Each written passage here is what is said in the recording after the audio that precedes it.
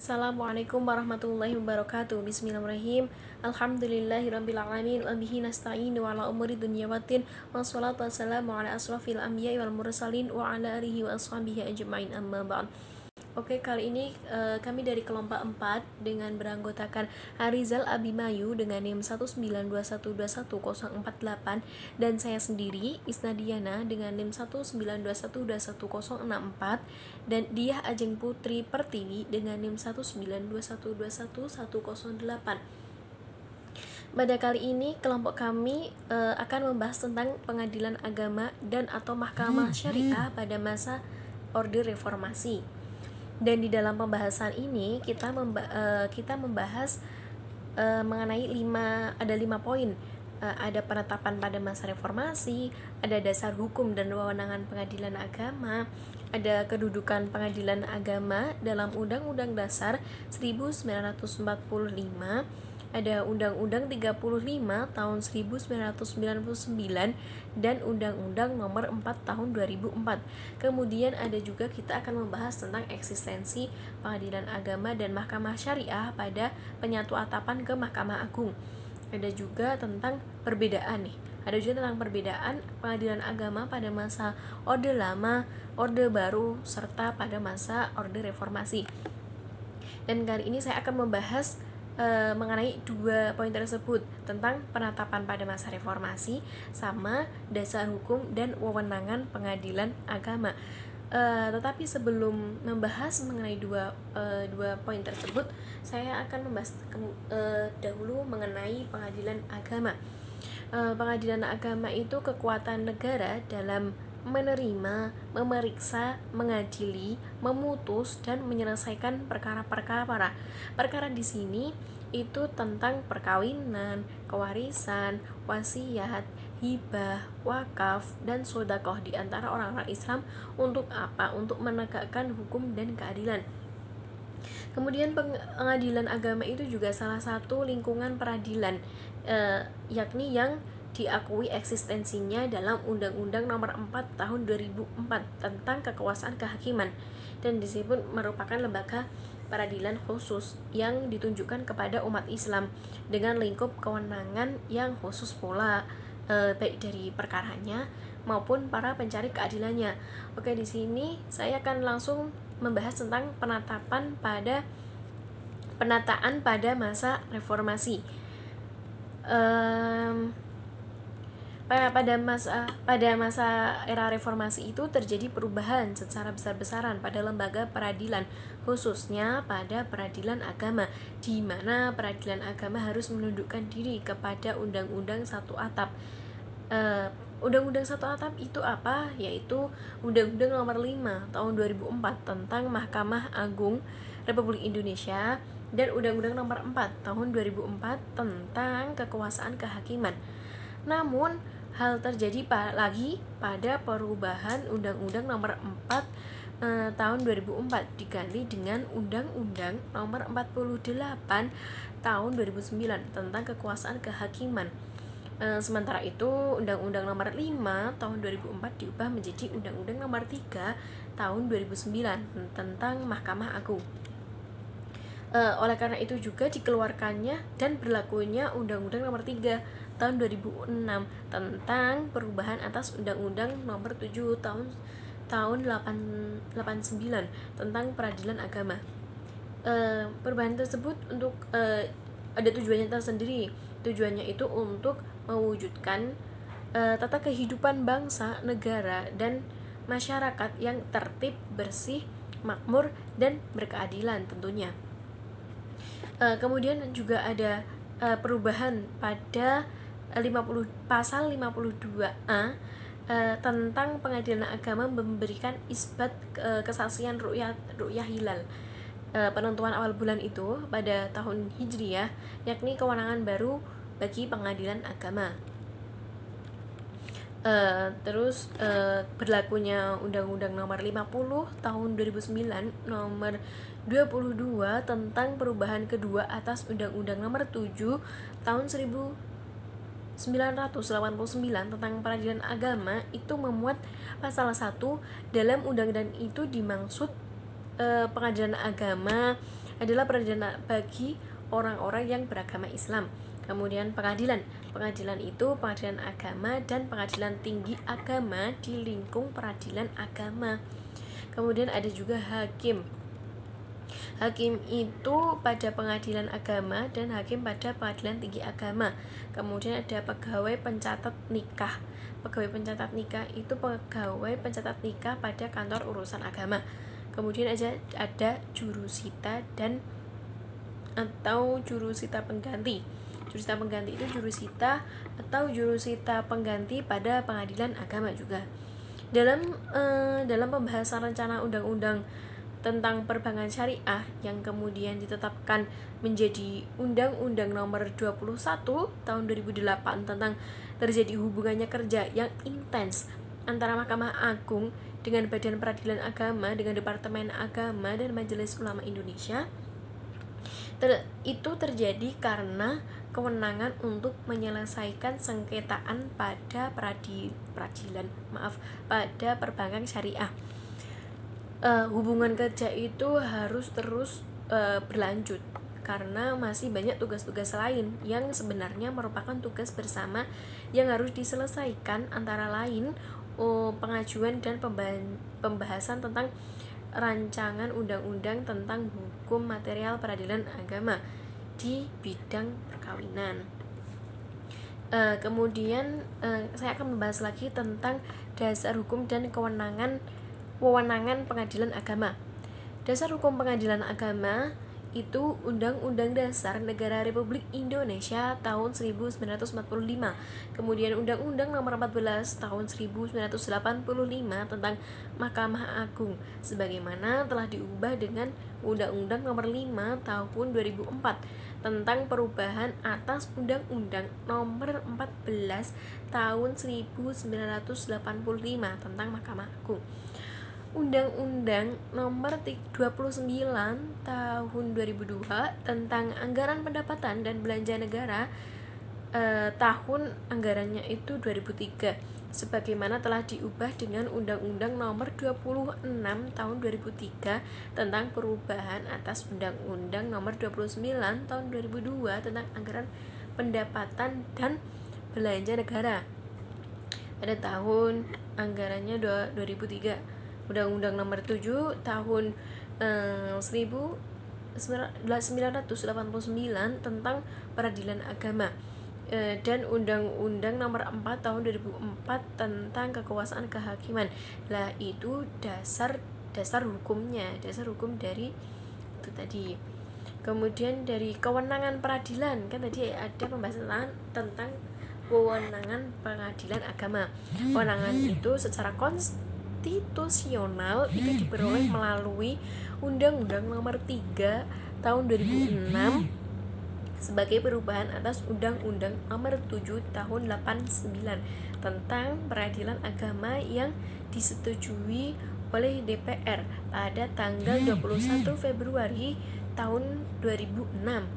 Undang-undang itu muncul sebagai konsekuensi adanya Undang-Undang Nomor 4 Tahun 2004. Pada pasal 2 Undang-Undang Nomor 3 Tahun 2006 ditegaskan lagi bahwa peradilan agama adalah peradilan salah satu pelaku kekuasaan kehakiman bagi rakyat pencari keadilan yang beragama Islam mengenai perkara tertentu, hanya perkara tertentu saja. Oke, selanjutnya akan dibahas teman saya. Dari saya cukup sekian. Wassalamualaikum warahmatullahi wabarakatuh. Materi selanjutnya yaitu tentang kedudukan pengadilan agama dalam Undang-Undang Dasar 1945, Undang-Undang Nomor 35 Tahun 1999, dan Undang-Undang Nomor 14 Tahun 2004. Yang pertama yaitu kedudukan pengadilan dalam Undang-Undang Dasar 1945.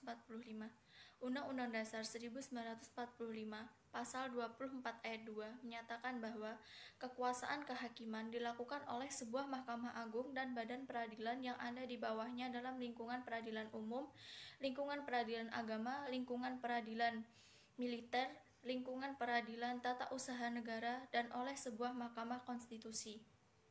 Yang kedua yaitu kedudukan pengadilan agama dalam Undang-Undang Nomor 35 Tahun 1999. Pada tahun 1999 akhirnya diundangkan Undang-Undang Nomor 35 Tahun 1999 pada tanggal 31 Agustus 1999 tentang perubahan atas Undang-Undang Nomor 14 Tahun 1970 tentang ketentuan-ketentuan pokok kekuasaan kehakiman sebagai realisasi awal dari semangat supremasi hukum yang dikumandangkan dalam gerakan reformasi secara total dalam kehidupan ketatanegaraan Indonesia. Pertimbangan penting pengubahan Undang-Undang Nomor 14 Tahun 1970 tentang ketentuan-ketentuan pokok kekuasaan kehakiman adalah karena undang-undang ini dinilai telah menyimpang dari Undang-Undang Dasar 1945, di mana telah memunculkan dualisme pembinaan peradilan oleh dua kekuasaan yang berbeda, yaitu kekuasaan yudikatif dan kekuasaan eksekutif. Perkembangan penting dalam Undang-Undang Nomor 35 Tahun 1999 ini berkaitan dengan organisasi, administrasi, dan finansial pengadilan agama sebagai berikut. A. Pembinaan organisasi, administrasi, dan finansial semua badan peradilan yang semula berada di bawah departemen masing-masing dialihkan ke Mahkamah Agung. B. Pengalihan organisasi, administrasi, dan finansial. Pengalihan tersebut diatur lebih lanjut dengan undang-undang sesuai dengan kekhususan lingkungan peradilan masing-masing. C. Pengalihan organisasi, administrasi, dan finansial pengadilan tersebut dilakukan secara bertahap paling lama 5 tahun sejak undang-undang ini mulai berlaku. D. Pengalihan organisasi, administrasi, dan finansial bagi peradilan agama waktunya tidak ditentukan. E. Pelaksanaan pengalihan secara bertahap ditetapkan dengan keputusan Presiden. Yang ketiga, kedudukan pengadilan agama dalam Undang-Undang Nomor 14 Tahun 2004. Pertimbangan penting pengubahan Undang-Undang Kekuasaan Kehakiman melalui Undang-Undang Nomor 14 Tahun 2004 ini adalah untuk merealisasikan amanat dari Undang-Undang Nomor 35 Tahun 1999, yakni mengalihkan semua pengadilan dari masing-masing departemennya menjadi satu atap di bawah Mahkamah Agung untuk menjamin kemerdekaannya dari campur tangan eksekutif dan menguatkan kedudukan pengadilan. Perkembangan penting dengan diundangkannya undang-undang ini, maka kedudukan, peran, dan fungsi yang diberikan kepada peradilan agama semakin luas dan mantap dengan perkembangan kemajuan yang sangat mendasar. Materi yang selanjutnya yaitu eksistensi pengadilan agama dan mahkamah syariah pasca penyatu atapan dengan Mahkamah Agung. Persoalan satu atap adalah fenomena lama dalam persoalan independensi kekuasaan kehakiman, terkait dengan wacana menjadikan seluruh lingkungan peradilan berada di bawah kekuasaan Mahkamah Agung sudah lama muncul. Wacana ini terus bergulir dan selalu menimbulkan kontroversi. Satu pihak menghendaki agar seluruh peradilan berada satu atap di Mahkamah Agung, sementara pihak lain menghendaki seperti keadaan selama ini, yaitu pembinaan teknis peradilan berada di Mahkamah Agung, sedangkan pembinaan administrasi, finansial, dan organisasi berada pada pemerintah. Peradilan agama keberadaannya telah ada sebelum kemerdekaan Republik Indonesia. Ia telah mengalami pasang surut, baik dari segi penamaan, status, kedudukan, dan wewenangnya. Sampai masa Orde Baru, peradilan agama belum menjadi peradilan yang mandiri. Selain masih berada di bawah bayang-bayang kekuasaan eksekutif, yaitu Departemen Agama, ia juga belum bisa memutuskan perkara secara langsung. Proses penyatu atapan ini dimaksudkan untuk menjadikan sistem hukum sebagai subjek reformasi. Hal ini didasarkan pada hipotesis bahwa hukum sebagai sarana perintegrasi dan digunakan sebagai alat untuk mempercepat evolusi berupa transisi dan tertib hukum yang bernuansa represif dan otoriter ke arah kehidupan masyarakat yang demokratis. Meskipun demikian, dengan diundangkannya Undang-Undang Nomor 35 Tahun 1999 tidak serta-merta langsung memindahkan badan-badan peradilan ke Mahkamah Agung, terutama untuk peradilan agama. Sistem peradilan satu atap menghendaki semua lembaga peradilan baik secara teknis yudisial maupun organisasi finansial yang berada di bawah pelaksanaan kekuasaan kehakiman tertinggi, yaitu Mahkamah Agung. Proses peralihan kekuasaan ini meskipun berat tetap berjalan dengan lancar, kecuali peradilan agama yang proses peralihannya sedikit mengalami perdebatan panjang.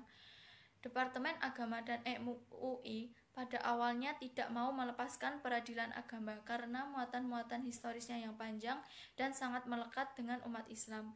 Mereka mengkhawatirkan ciri-ciri khas peradilan Islam ini akan memudar dan akhirnya hilang. Namun anehnya, mayoritas aparatur peradilan agama sendiri sebagaimana diwakili para ketua pengadilan tinggi agama di seluruh Indonesia menghendaki penyatu atapan dilakukan dengan segera.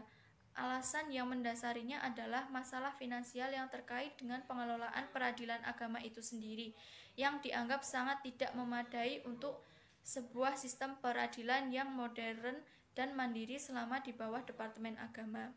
Terdapat beberapa implikasi yang timbul dari kebijakan satu atap, yaitu pertama, ditinjau dari ajaran trias politika. Dengan satu atap, pemisahan kekuasaan kehakiman dari cabang-cabang kekuasaan legislatif dan eksekutif menjadi lebih murni. Yang kedua, dengan adanya sistem peradilan satu atap, pengelolaan dan pengawasan hakim diharapkan menjadi lebih mudah dan efisien. Meskipun hal itu juga tidak menjamin hakim-hakim nakal akan mudah diberantas. Yang ketiga, yaitu satu atap akan memudahkan komunikasi dan mempersingkat berbagai urusan. Tata peradilan dapat berjalan lebih efisien dan terpusat. Di sini saya akan melanjutkan materi, yaitu tentang perbedaan pengadilan agama pada masa Orde Baru, Orde Lama, dan masa Reformasi. Sejak masa penjajahan sampai awal kemerdekaan, pengadilan agama mengalami pasang surut dan mengalami perubahan status, kedudukan, maupun kewenangan. Ketika masa Orde Lama, sebagai pelaksana kekuasaan kehakiman, pengadilan agama belum berada pada status mandiri dan independen. Status dan kedudukan PA dalam UU Nomor 19 Tahun 1948 masih belum diakui sebagai peradilan yang sah di Indonesia. Karena macam-macam peradilan yang diakui dalam UU tersebut hanya peradilan umum, peradilan tata usaha negara, dan peradilan ketentaraan.